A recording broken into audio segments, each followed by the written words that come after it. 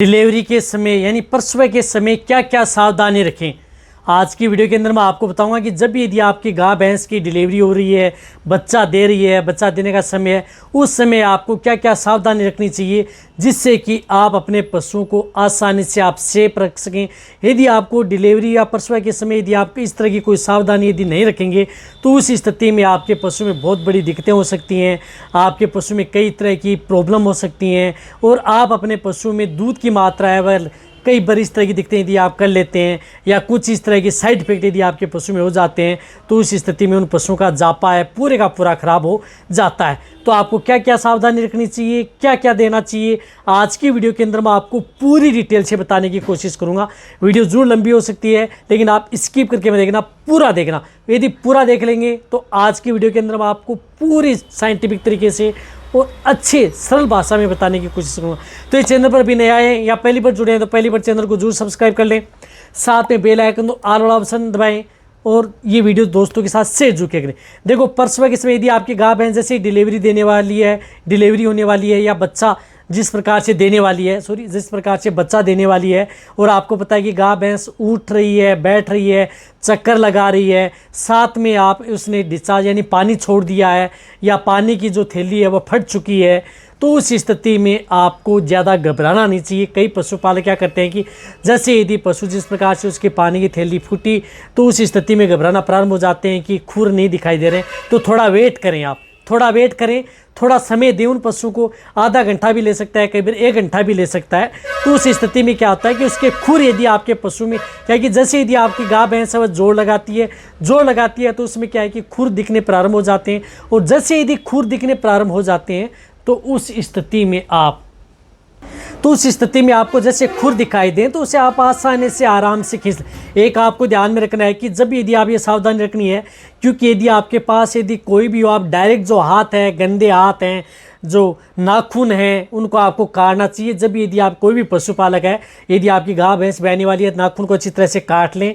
यदि आपके पास कोई इस प्रकार के हाथ में ग्लव्स नहीं है तो आपको क्या करना है कि जो प्लास्टिक, जो हमारे घर पर कोई भी प्लास्टिक है जिस प्रकार से वह आप हाथ में रख सकते हैं या बांध सकते हैं और फिर आप उसे जो कपड़े धोने वाली साबुन है उनसे आप अच्छी तरह से धो लें और उसके बाद में हाथ से पकड़ करके आपको खींचना है।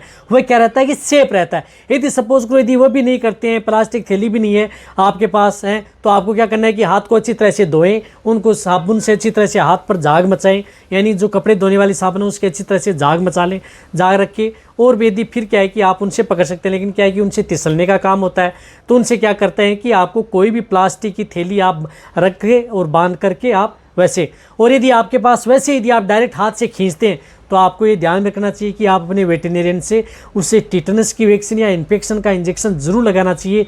यदि आप अंदर यदि हाथ डाल देते हैं, बहुत अंदर ज़्यादा हाथ डाल देते हैं तो उस स्थिति में इस बात का ध्यान में रखना है, अन्यथा इन्फेक्शन हो सकता है। ये तो डिलीवरी के समय और लगभग पशु की डिलीवरी आसानी से हो जाती है, कोई दिक्कत नहीं है, आसानी से हो रही है। जैसे यदि आपके पशु की डिलीवरी होगी, बच्चा दे दिया, उसके बाद में आपको क्या करना है कि आधा घंटे के भीतर यानी आपका पशु जैसे आधा घंटा हो गया तो आधा घंटे के अंदर आप उसका दूध निकालें। आप उस पशु का दूध निकालना चाहिए, पूरा दूध नहीं निकालना है, इस बात का आपको ध्यान में रखना है। थोड़ा थोड़ा दूध यानी थोड़ा थोड़ा दूध, उन चारों थनों से आपको थन से दूध निकालना है। यदि ज़्यादा दूध देने वाली जो गाय भैंस हैं उसे उड़ने बैठने में दिक्कत है तो थोड़ा दूध निकालें ताकि वो आराम से बैठ सकें। और दूध निकालने के बाद में क्या होता है कि बॉडी के अंदर हार्मोनल की जो प्रक्रिया है वह सुचारू रूप से होती हैं। रही बात जो कटड़े बछड़े हैं, छोटे बछड़े हैं, उनको आप दूध पिलाएं, दूध पिलाने का काम जरूर करें आप। और जितना हो सकता है आपका पशु यदि बछड़ा है, जन्म लिया तो उसको चाटने दें। जितना पशु चाटेगा तो उस स्थिति में पशु का जो बॉडी का टेम्परेचर है वह भी नॉर्मल होगा, साथ में जो हार्मोन की जो प्रक्रिया है उस स्थिति में हार्मोन का सर्कुलेशन होगा और आपका पशु है वह जेर आसानी से डाल देगा। तो आप उस बछड़े को भी दूध पिलाना है। कई ऐसे पशुपालक में सोचते हैं कि जब तक जेर नहीं डालते हैं तब तक दूध नहीं निकालते हैं और बछड़े को दूध नहीं पिलाते हैं, ये बहुत बड़ी गलती करते हैं। थोड़ा दूध निकालें, बछड़े को दूध पिलाएं, उसकी वजह से आपका पशु क्या है कि प्रॉपर जेर डाल देता है। साथ में आपको क्या करना है कि जैसे यदि आपकी पशु ने डिलीवरी हो गई, बच्चा दे दिया है, उस स्थिति में आपको एक गुड़ का पानी 500 ग्राम गुड़ लेना है और उसका पानी बनाना है। पानी आपको लेना है 1-2 लीटर, आपको उसके अंदर पानी लें, पानी को गर्म करें, गुड़ व पानी को आप गर्म कर लें और उसके अंदर थोड़ी मात्रा में आप अजवाइन, यानी 50 ग्राम आप अजवाइन भी आप उसे अच्छी तरह से कूट करके उसके अंदर डाल लें और गर्म कर लें, कोई दिक्कत नहीं है। तो गुड़ और उस अजवाइन का आप एक काढ़ा बना लें, 2 लीटर पानी में उकाल लें। जब वो ठंडा हो जाता है तो आप अपनी जो गाय भैंस हैं उनको आप पिला दें। इससे क्या होगा, गुड़ के अंदर क्या होता है कि एनर्जी बूस्ट करेगा, कैल्शियम आयरन टॉनिक प्रचुर मात्रा में होता है। साथ में आपके पशु की जैसे डिलीवरी हुई, बच्चा दिया, उस स्थिति में पशु नेगेटिव एनर्जी में चला जाता है, तो गुड़ क्या करता है कि आपके पशु की एनर्जी को बूस्ट करता है। तो और रही बात, जो अजवाइन है वह बच्चेदानी की इन्फेक्शन को दूर करती है, साथ में जेर डालने में बहुत मददगार साबित होती है। तो आपको क्या करना है कि 1 से 2 लीटर जो पानी का घोल है वह आप अपने पशु को ब्याने के बाद आप उन पशुओं को पिला दें। उसके बाद में आपका पशु आसानी से जेर गिरा देगा, कोई दिक्कत आपके पशु में नहीं होगी, पशु नेगेटिव एनर्जी में नहीं जाएगा, पशु से भी रहेगा। और एक बात आपको ध्यान में रखनी है कि आप अपने पशु को जो ज़्यादा पर ब्यावत वाली जो गाय भैंस हैं उनका आपको ज़्यादा दूध देने वाली हैं या ज़्यादा पर ब्याई हुई है, तो उस स्थिति में आपको क्या करना है कि वह कई बार जिस प्रकार से मिल्क फीवर है या दूध की बुखार हो जाती है, तो उस स्थिति में उन थनों के अंदर दूध रहना चाहिए, यानी 3-4 दिन आप उन पशुओं के थन के अंदर दूध रखें, ये सावधान रखनी है।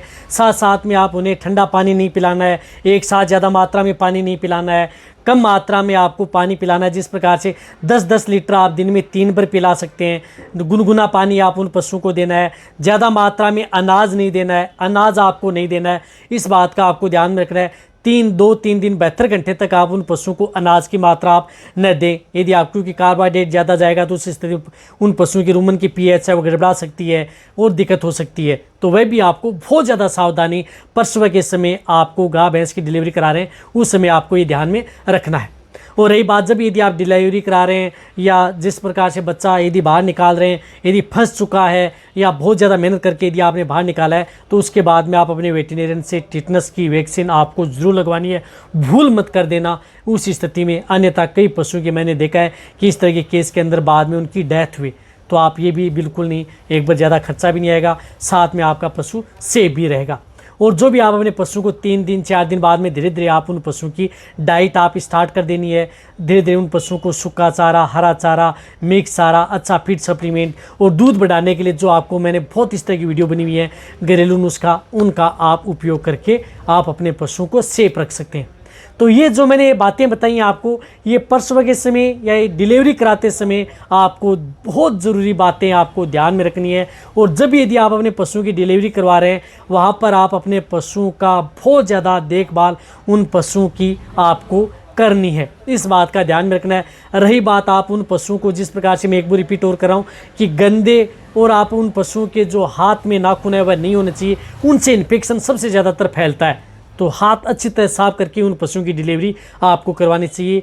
और डिलीवरी कराते समय आपको क्या क्या देना चाहिए, क्या क्या करना चाहिए, उसके बारे में मेरे चैनल पर और भी डिटेल से वीडियो बनी हुई है, वो भी आप जाकर के देख सकते हैं। इसी तरह से वीडियो देखते रहें। थैंक्स, धन्यवाद।